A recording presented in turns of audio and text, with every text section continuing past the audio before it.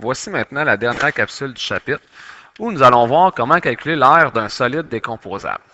Évidemment, pour calculer l'aire d'un solide décomposable, nous pouvons utiliser plusieurs méthodes différentes. Ici, je vais vous en montrer une, mais évidemment, d'autres méthodes que vous pourriez utiliser seraient tout aussi bonnes. Donc, si nous prenons aussi, nous avons un prisme à base rectangulaire en rose et nous avons une pyramide à base pentagonale en jaune.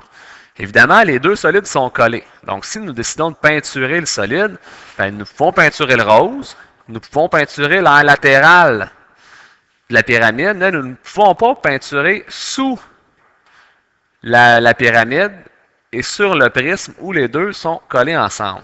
Donc, il sera important de bien travailler à la fin afin de s'assurer vraiment de couvrir toutes les faces que nous pourrions peinturer.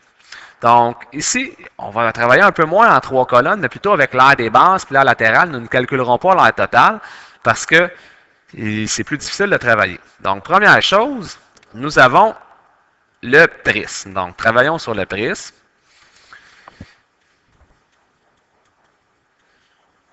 Encore une fois, nous allons calculer l'aire de la base, puis l'aire latérale. Mais nous ne calculerons pas l'aire totale. Donc, l'aire de la base, c'est un prisme à base rectangulaire. Nous pouvons prendre n'importe quelle base. Donc, ici, nous allons prendre celle du dessous. Donc, l'aire de la base, base fois hauteur, l'aire de la base. Nous travaillons sur celle-ci. Donc, 8 fois 3, l'aire de la base, 24 cm².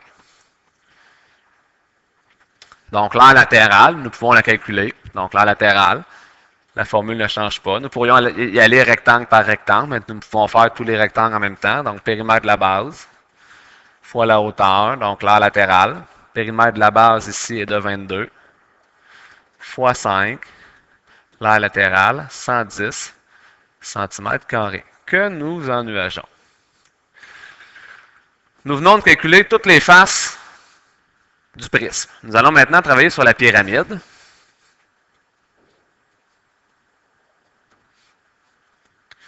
Donc, l'aire de la base et aussi l'aire latérale.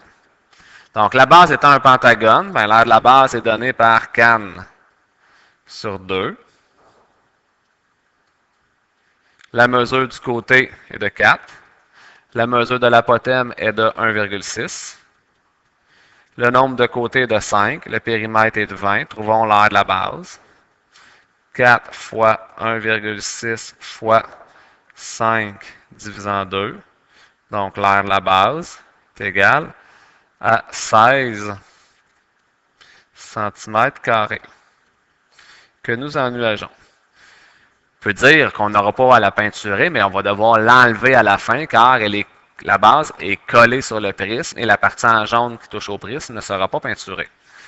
Donc, l'aire latérale d'une pyramide, périmètre de la base fois l'apothème divisé en 2 tient toujours, donc l'aire latérale.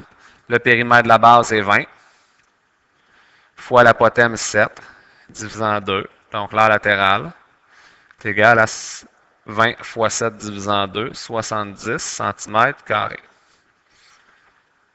Donc, maintenant que nous avons calculé l'aire de chacune des faces, nous pouvons trouver l'aire totale et enlever la base de la pyramide qui est collée sur le prisme, donc nous ne pourrons pas peinturer. Donc, pour commencer, nous pouvons calculer l'aire totale du prisme, c'est-à-dire l'aire des deux bases, celle-ci et celle-ci, et additionner l'aire latérale.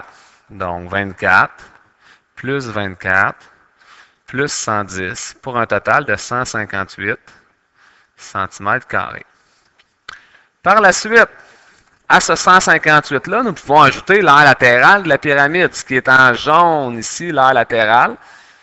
Donc, deuxième étape, 158 plus le 70 de l'aire latérale pour un total de 228 cm². Et à ça, nous enlevons la base de la pyramide parce que la pyramide qui est collée sur le prisme, nous ne pourrons pas peinturer sous la pyramide, évidemment. Donc, troisième étape, 228 moins le 16 pour arriver à 212 cm². Donc, l'aire totale de ce de ce prisme décomposable-là est de 212 cm².